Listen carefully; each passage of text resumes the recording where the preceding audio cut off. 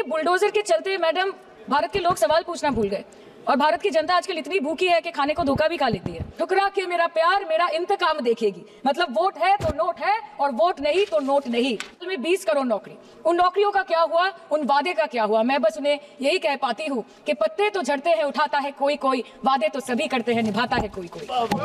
मोदी जी कहते हैं कि वो सबके साथ है, मगर ये आंकड़े बोलते हैं जो सबका होता है वो किसी का नहीं होता। माननीय वित्त मंत्री ने पहले कहा था कि बहुत हो गई महंगाई की मार, अब की बार मोदी सरकार। और आज उनके विचार में inflation is an international problem, महंगाई एक अंतरराष्ट्रीय समस्या है। तो विश्व गुरु विश्व बंधु इस अंतरराष्ट्रीय समस्या का समाधान क्यों नहीं कर पा रहे हैं? पसंद नहीं तो आप बंगाल के लोगों को पैसा नहीं दोगे और फिर आप आके बोलते हो कि हम बंगाल में जीत क्यों नहीं पाते। Ma'am, this is the reason, this step motherly attitude, जिसके लिए बंगाल के लोग हर बार इनको बड़े बड़े रसगुल्ला खिलाकर वापस दिल्ली भेज देते हैं। आम आदमी आज हवाई चप्पल पहन के हवाई जहाज नहीं चल रहा, आम आदमी हवाई चप्पल बेच के हवाई जहाज चल रहा है। सभा पे खर्च करके क्या फायदा मैडम, जब यहाँ पे विपक्ष को बोलने का अधिकार ही ना हो।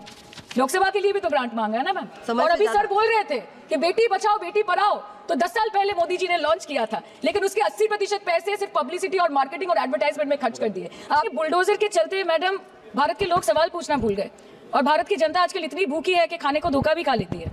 मैडम, भारत में एक मिडिल क्लास जो 1 साल पहले एक वेजिटेरियन थाली 100 रुपए में खाता था, आज वही वेजिटेरियन थाली 152 रुपए की हो गई। टमाटर की कीमत 247% बढ़ गई, आलू की कीमत 180%, लहसुन 128% और तेल नमक आटा मैदा 18%।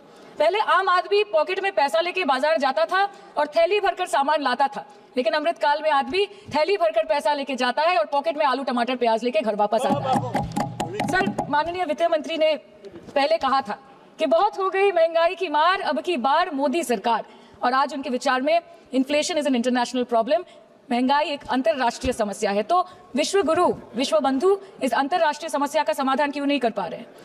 आपके उधार की वजह से हर हिंदुस्तानी पर 1.25 लाख का बोझ चढ़ गया और आप उनकी मजबूरी को अपनी ताकत समझते हैं। बंगाल में ऑल इंडिया तृणमूल कांग्रेस की प्रदेश युवा अध्यक्ष होने के नाते मुझे हर दिन कई नौजवानों से बात करनी पड़ती है।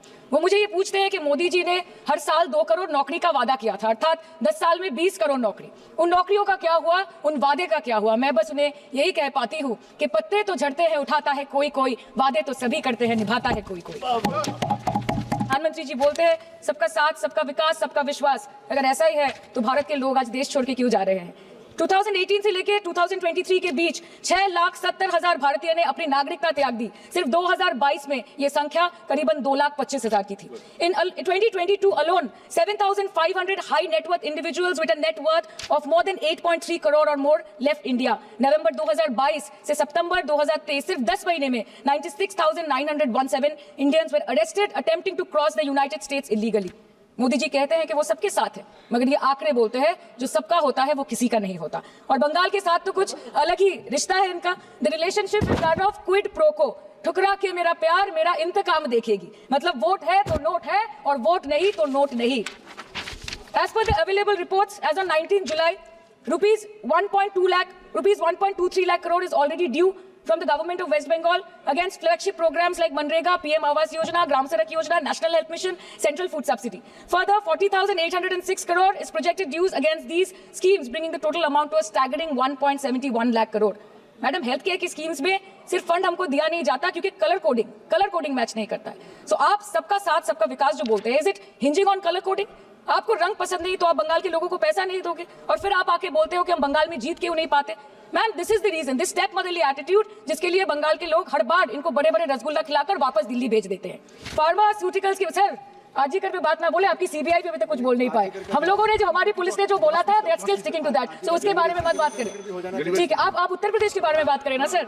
Sir, medical inflation is at 14%। Regularly लिए जाने वाले दवाइयों की कीमत 50% बढ़ गई। आप सिविल एविएशन के लिए ग्रांट्स मांग रहे हैं। एक डोमेस्टिक फ्लाइट, उसकी राउंड ट्रिप की टिकट 20 से 30,000 में बिक रही है। आम आदमी आज हवाई चप्पल पहन के हवाई जहाज नहीं चल रहा, आम आदमी हवाई चप्पल बेच के हवाई जहाज चल रहा है। You are demanding funds for education. but conveniently ignoring the fact that 11 lakh children have dropped out of school according to your own data. आज भारत में सिर्फ 47.51% स्कूलों के पास कंप्यूटर की फैसिलिटीज है और उसमें 9% के पास internet connection. In law and justice, you are not been able to provide legal aid to more than 1% of the eligible population. In public enterprises, 5.1 lakh public sector jobs have disappeared in the last 10 years. Railway में करीबन 2.5 lakh post बाकी हैं और उसमें से vacancy है in critical safety categories. नए भारत में आजकल ट्रेन पटरी के ऊपर कम और पटरी के बाहर ज्यादा चलती है. मुझे दुख लगता है इस सदन में ये कहते हुए मैडम कि मैंने अपने लोकसभा क्षेत्र जादवपुर लोकसभा क्षेत्र के लिए एक बारुईपुर कोबी सुभाष मेट्रो एक्सटेंशन की मांग की थी. मुझे डिपार्टमेंट से ये चिट्ठी मिली जिसमें उन्होंने लिखा है that this project is not economically viable and this project is unremunerative. तो आपको अगर सब जगह से पैसा चाहिए तो मुझे ये बात समझ में नहीं आती कि लोग खुद के लिए आपको वोट देते हैं कि आपके फायदे के लिए वोट देते हैं. मैं आपको इतना ही बोलना चाहती हूँ, दिस वाज द रीजन अपने प्रॉफिट के लिए आज इन्होंने सीनियर सिटीजन का कंसेशन भी बंद कर दिया और सीना ठोक के ये बोलते हैं कि 2022-23 अर्थ वर्ष में हमने 15 करोड़ वरिष्ठ नागरिक से 2242 करोड़ कमाए. धन्यवाद माननीय सदस्य. मैं 2 बात और बोल के खत्म कर दूंगी कि लोकसभा पे खर्च करके क्या फायदा मैडम, जब यहाँ पे विपक्ष को बोलने का अधिकार ही ना हो. लोकसभा के लिए भी तो ग्रांट मांगा है ना मैम. और अभी सर बोल रहे थे कि बेटी बचाओ बेटी पढ़ाओ तो 10 साल पहले मोदी जी ने लॉन्च किया था, लेकिन उसके 80% पैसे सिर्फ पब्लिसिटी और मार्केटिंग और एडवर्टाइजमेंट में खर्च कर दिए. आपके उत्तर प्रदेश, मध्य प्रदेश, राजस्थान में ना बेटी को पढ़ा पा रहे और ना बेटी को बचा पा रहे. बंगाल आए और देखिए कि ममता बनर्जी ने विधानसभा में अपराजिता एक्ट में बिल पास किया है, कन्याश्री किया है,